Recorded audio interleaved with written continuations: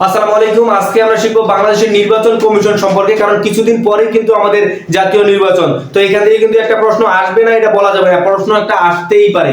তার আগে একটা কথা বলি, নির্বাচনের আগে যেহেতু সবাই একটা করে টুপি পরে, কারণ নাইলে এতদিন তো চোর ছিলাম, এখন তো টুপি না পরলে আবার আমার চোর বলবে। তো তার আগে আমি একটা টুপি দিয়ে নিলাম।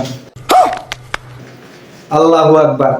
আর তার আগে একটা কথা বলি, আমার নেতা চরিত্র কিন্তু চাঁদের থেকেও পবিত্র। কেন জানেন? এই যে দেখেন, চাঁদের কিন্তু কলঙ্ক আছে, তারপরে কিন্তু আমাদের নেতার কোনো কলঙ্ক নাই।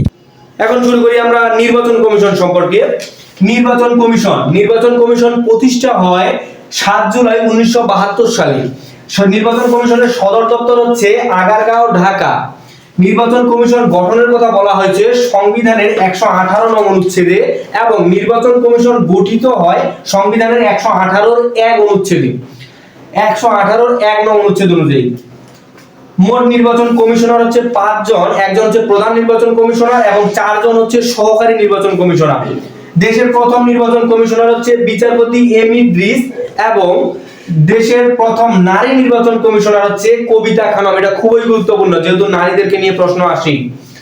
অপারেশন নবযাত্রা কি? অপারেশন নবযাত্রা হচ্ছে ছবিসহ ভোটার তালিকা বা জাতীয় পরিচয়পত্র তৈরি কর্মসূচি যেটা ছিল, সেটা হচ্ছে অপারেশন নবযাত্রা।